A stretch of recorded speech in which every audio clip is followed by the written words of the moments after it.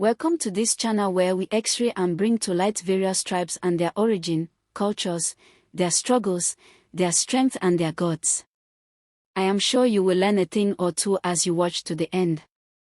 Please, like, comment, subscribe and hit the notification button for more educative Africa's documentary that will be of great importance to you. Now let's proceed to the business of the day. The Zulu, children of heaven. Long before big cities, long before tall buildings and fast cars. Long before Europe even knew Africa. There lived a strong people in the green lands of southern Africa. They were called the Zulu. A name that means people of the sky or children of heaven. They lived where rivers flowed and cattle grazed. In the land now called KwaZulu-Natal in South Africa. They were farmers. They were herders. They were warriors.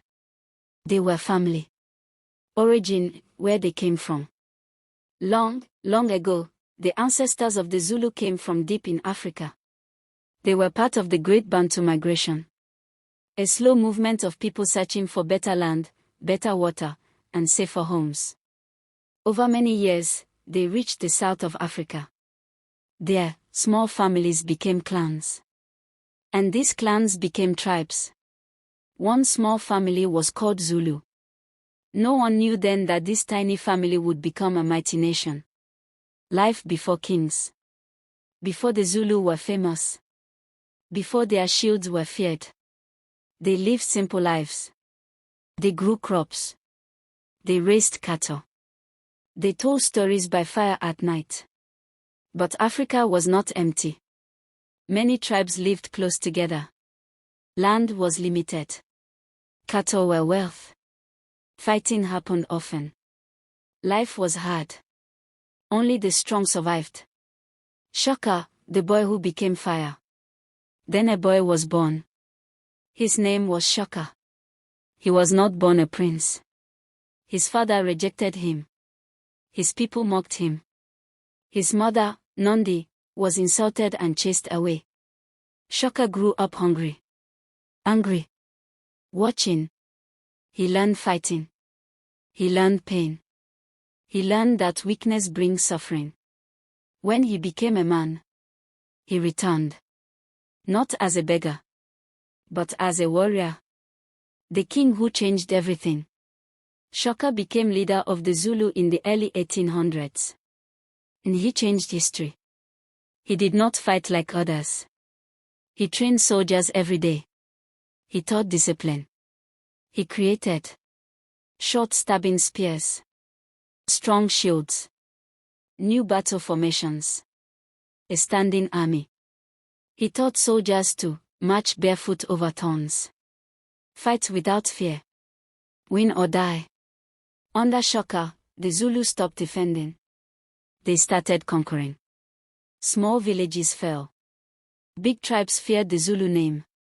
The Zulu kingdom was born. Blood, power and control.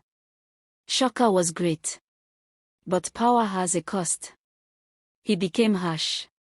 He became cruel. Many died for small mistakes. Even his people feared him. One day, his own brothers killed him. The great king fell. But the kingdom he built stood tall. The white men arrived. While Africa fought itself. A new danger arrived by sea. White men from Europe. First came traders. Then missionaries. Then soldiers. They wanted land. Gold. Power. The British Empire wanted Zululand. The Zulu said, no. The war against an empire. In 1879, the British attacked. They had guns. The Zulu had spears. But the Zulu had courage. At the Battle of Isandlwana, the impossible happened. Zulu warriors defeated the British army. The world was shocked. How did warriors with shields defeat men with rifles? The answer was simple. Discipline. Speed. Bravery. Unity. The fall. The British returned with more soldiers. with stronger weapons. Village after village burned. The Zulu kingdom fell.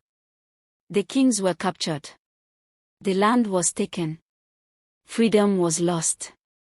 Apartheid, chains without ropes. Years later, a new pain came. Called apartheid. Black South Africans were forced into poor areas.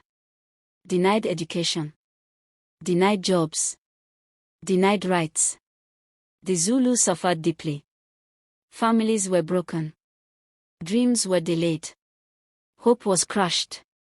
Yet, they did not give up their gods and beliefs. The Zulu believe in one great God called uNkulunkulu. He is the creator, the giver of life. They also honor the ancestors. They believe the dead are not gone. They are watching. They guide the living. They pray through ceremonies. They speak through dreams. They heal through spirit doctors. Sangoma, spiritual healers. Inyanga, medicine men. Zulu today, still standing. Today, millions of Zulu people live in South Africa. They are teachers, doctors, musicians, kings, politicians, business owners. The Zulu king still exists, not as ruler of land, but as guardian of culture. They wear beads with pride. They dance with power. They speak their language boldly. Great Zulu names in history. From this land came legends. Shaka Zulu, warrior king. King Setshweo defeated the British. Nondi, strong mother. King Goodwill Zwelithini, modern king. Prince Buthelezi, political leader. John Dube, education hero. Ladysmith Black Mambezo, world-famous singers. The end. The Zulu are not just a tribe. They are a story. A story of hunger. A story of strength. A story of loss. A story of survival.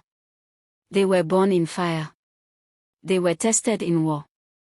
They were broken by empire, but never destroyed. This is the story of the Zulu. Children of heaven.